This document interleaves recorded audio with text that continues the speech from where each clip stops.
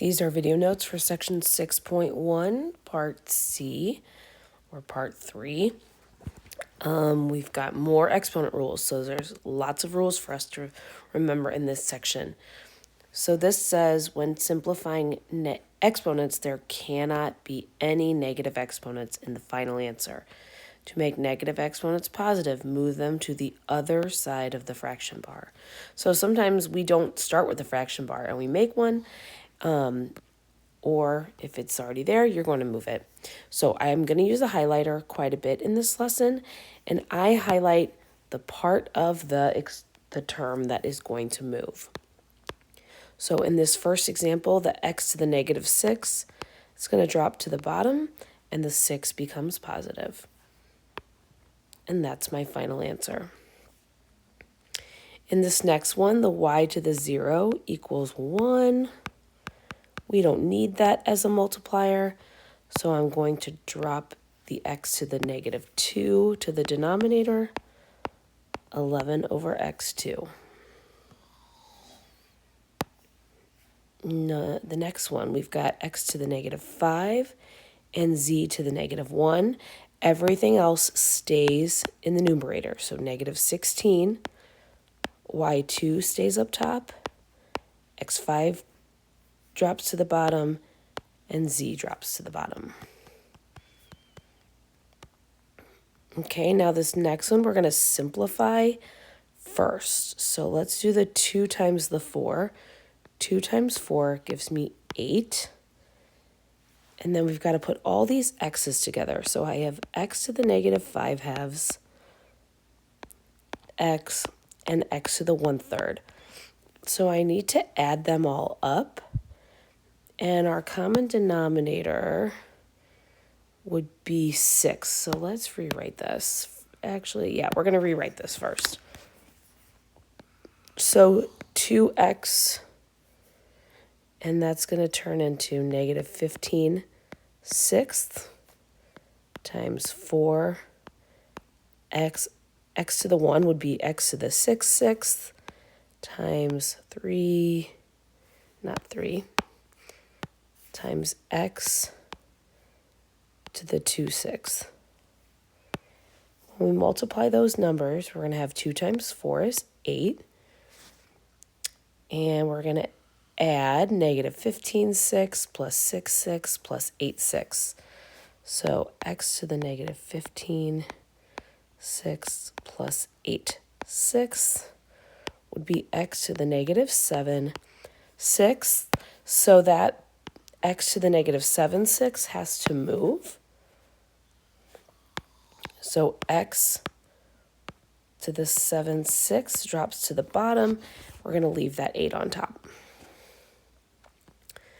Okay, now in the next one, we're going to multiply with and simplify the exponents second. So we're going to multiply first. X cubed times x1 is x4.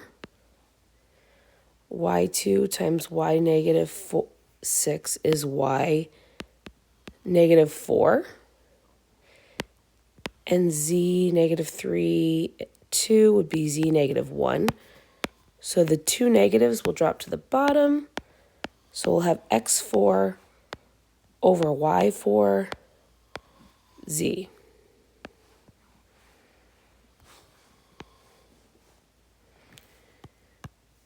Okay. In this next one, we're going to keep going. First, we're going to do negative 4 times 2 will give me negative 8. We're going to combine our x's. x2 and x1 is x3. Y negative 5 and y negative 2 would be y negative 7. And z to the 3. And now we just have to drop the term with the negative exponent. So the negative 8 stays on top, x cubed stays on top, z3 stays on top. We're going to drop y7. Okay, now when we distribute this exponent, we're going to give 8 the exponent of negative 2 and x to the 1/2 times negative 2. So 8, negative 2, and x, negative 1. So that means both parts are dropping to the denominator. And remember, you always have an invisible multiplier of 1 if you need to keep a numerator, which we do. So I have 1 over 8 to the 2 x, which can be written as 1 over 64x. Okay, now on this one, the second parentheses gets the 1/2. So nothing's going to change about the first one. X negative 2, y 4 times x to the 12 times negative 1/2 would be negative 6. Y to the 18 times negative 1/2 would be y to the negative 9. Now, next step is to simplify those. So we want to combine our x negative 2 and x negative 6. That's going to be x negative 8. And y 4 and y negative 9 will be y negative 5. So 1 over x 8 and y negative 5, because both of those are going to drop to the bottom. So we need that placeholding 1 in our numerator.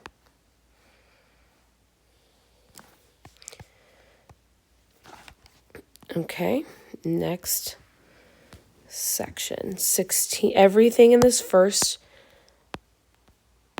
parentheses is going to get the 1/4. So 16 to the 1/4. X to the 12 times 1/4 would be 3. Y to the 120 times 1/4 would be y 5 times x negative 6 and y negative 8. Now we'll use our rules to combine the x's and y's. So I'm going to keep my 16 to the 1/4.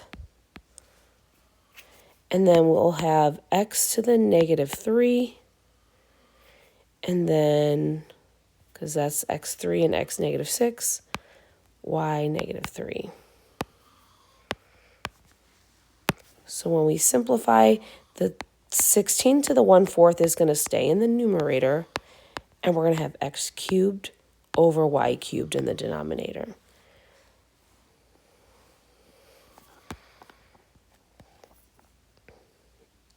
Okay, so here's something we can do in these next examples.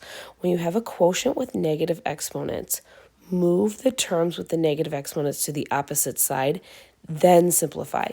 So here I can see on x squared, y negative 3, z negative 4, we're just moving them to the other side. So again, I like to highlight what's going to move to the other side and then simplify on the last step.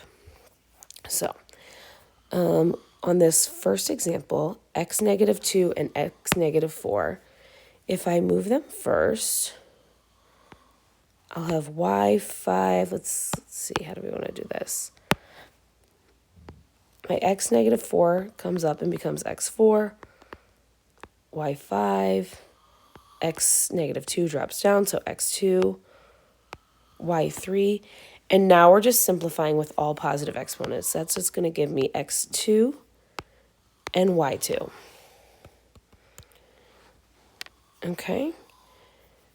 On the next one, x negative 4, y negative 1/2 are both in the denominator. So I'm going to move them up. So I'm going to keep my x to the 3/2 up there. And then I'm going to bring up x to the 3/4. I already have a y. And now I'm bringing up y to the 1/2. So that's all over 1. Nothing got dropped to the denominator. So now when I put them all together, x to the 3/2 and 3/4. So 3/2 plus 3/4. We need a common denominator. So 3/2 would be 6/4 plus another 3/4. So x to the 9/4. And y to the 1 would be y to the 2 over 2. So y to the 3 halves.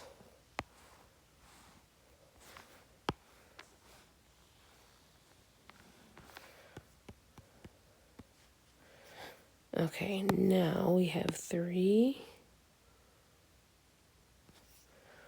over 12. And then we're going to move x to the 1, negative 1, and y to the negative 1 half. So let's move things first. So I'm going to leave the 3 and the 12 there for now. We'll deal with those in a second. I already have an x, and I'm going to drop the second x to the denominator. I already have y to the 1 half, and I'm going to bring up the other y to the 1 half. So that's going to give me 3y in the numerator, 12x squared in the denominator. And now we're going to simplify the 3 to the 3/12 is going to turn into 1/4.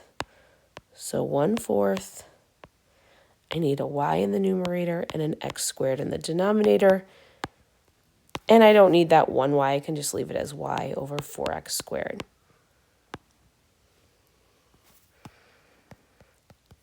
Okay, so in this last row,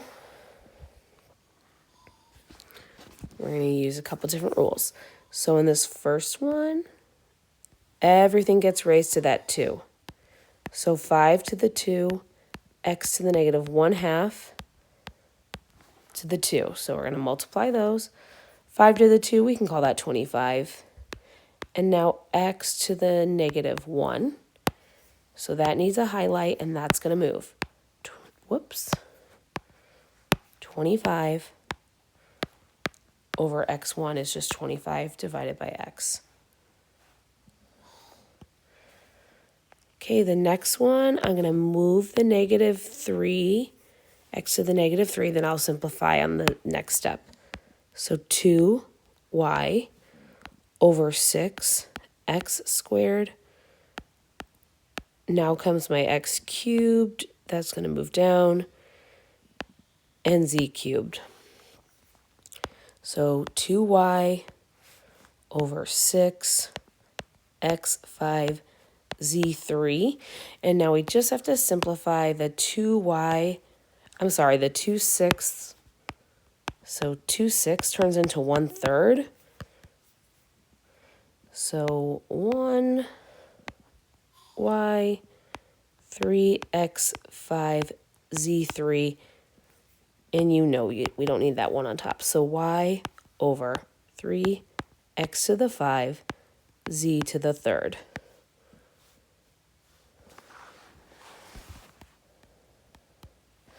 Okay, this last one. One of the toughest ones we've had. Everything gets raised to the 1 half.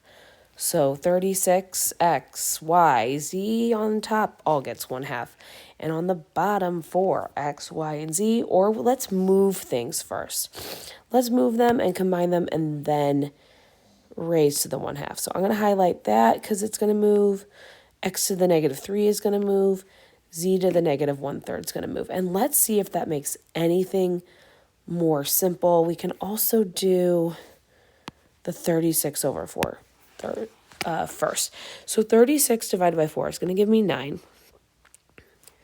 I have x5 up top, and x3 is going to come up too. I have y4 on the bottom.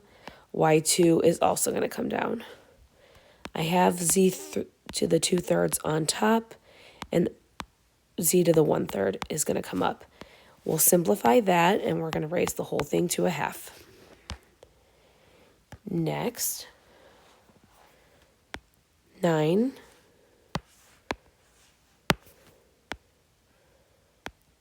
x8 to the numerator. Z to the 2/3 and 1/3 is z. And y to the 6th in the denominator.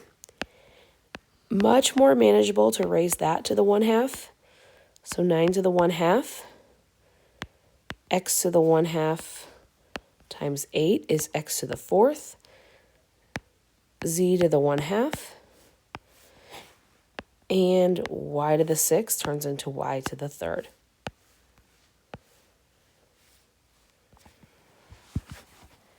So that's a really good one to simplify first. So if you can, do that. Highlighting really helps me have a visual on what needs to move to the other side of the fraction. And always remember, when you move it, it becomes positive. Notice there are no negative exponents in any of my answers.